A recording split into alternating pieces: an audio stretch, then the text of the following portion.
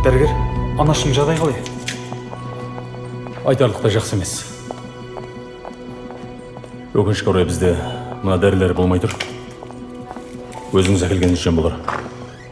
Шамамен қанша тұрады бұлар? Енді 60 мың теңгедей болар. Таба аласыз ба?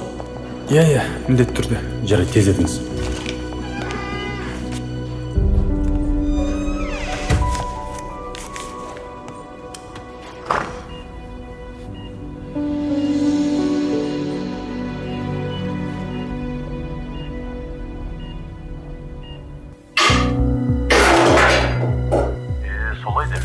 Жағдай солай Секе. Иә, тез жазылып кетсін еді. Айлыққа дейін қарызға бір 60 мың теңге бере тұрмыш. Бауырым, бүгін ғана кредит құйып қойған бағана. Болмай тұр ғой. Жарайды, жақсы. Жарайды. Жақсы аға.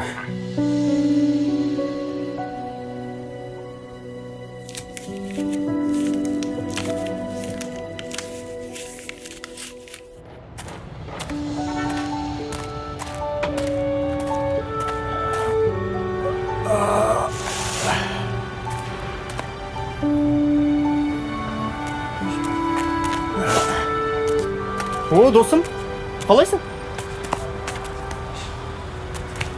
Болады. Бағана хабарласқан. Неге алмайсың трубкаңды? Ренжімеш, бір жағдайлар болып қалды. Отырсайшы. Анаң жағдайы қалай? Анам ауруханаға түсіп қалды. Білем ауруханаға түскен. Қайдан білесің? Жаңа қарындасың, Айгүлді көргем.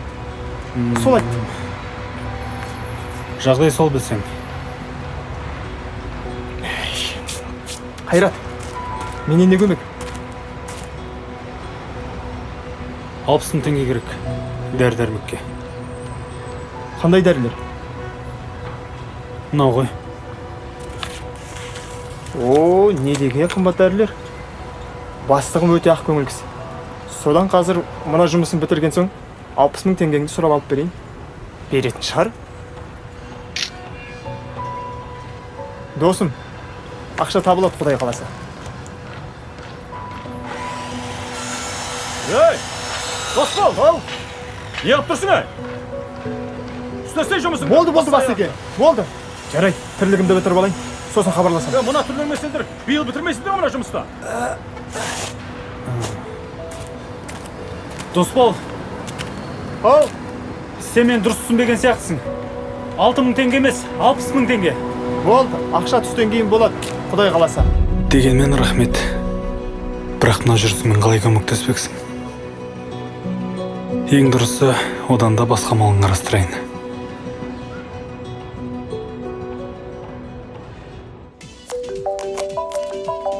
Сдачи өзіңе ала сал.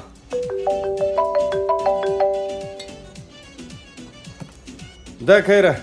Ассалаумалейкум. Уалейкум ассалам. Бауырым, сөйлесе аласың ба? Я, айта бер.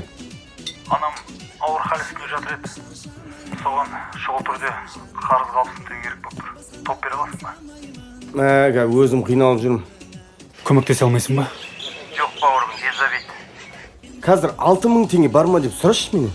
Қаттыға жетеді, қарастырып көрші. Жоқ қой, родной. Болса берем ғой. Е? Кейін хабарласайық, е? Жарайды онда, жақсы.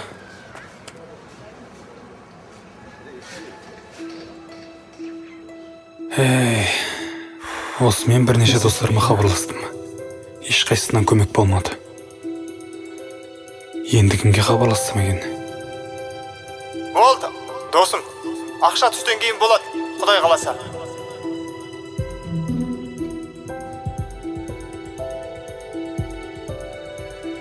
Тақырылып отырған абонент аппараты өшірулі немесе желінің қамту аясынан тыс жерде. Сіз оған дыбыстан кейін дауыстық хабарлама қалдыра аласыз. Тақырылып отырған абонент аппараты өшірулі немесе желінің қамту аясынан тыс жерде. Сіз оған дыбыстан кейін дауыстық хабарлама қалдыра аласыз. Тосик, сен мынауың ұят болды. Жоқ болса жоқ деп айта салмайсың ба? Саған сеніп қалдым ғой. Басқа амалын қарастырар едім. Сен де досым деп жүрмін ғой. Рахмет саған, типа дос. Ұятыңдасың, давай.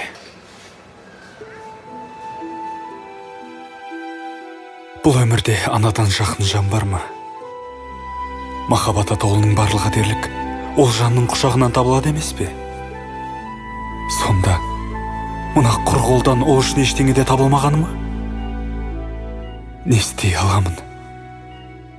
Осындай уақытта ештеңеге де қауқарсыз өзіңе қолғанат бола алмағаным ай. Аға, ішке кірмейсіз ба?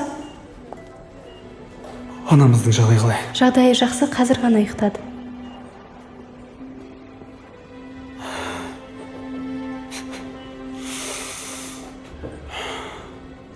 Қандай перзентпін.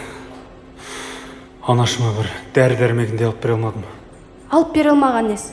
Бағанағы дәрілерді сіз беріп жүрген жоқсыз ба? Қандай дәрілер? Бір сағат бұрын дос балаға сізді бер жер деп алып кеп берді ғой? Сыныптасың дос болма? Иә.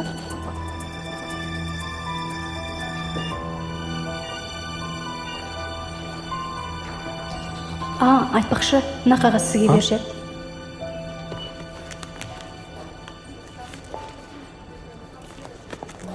Досым, анаңның дәрісін кешіктірді деп ренжіме.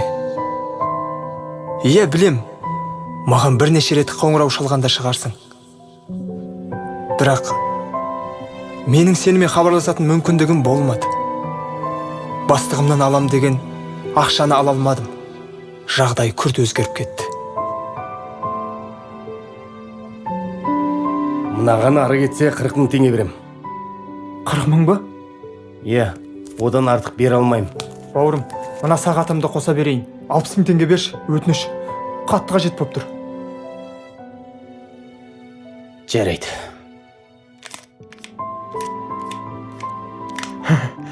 Рахмет. Ақшаны таппаған соң телефонымды сатуға тура келді. Телефонды қойшы, дүние бітер. Ең бастысы, аналарымыз аман болсын. Достығымыз ажырамасын. Анаңа жақсылап қара. Досың, дос бол.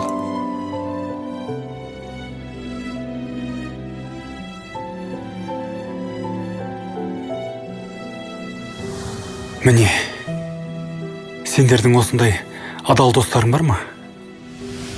Ал өзіңше, өзің осындай дос бола аласың ба?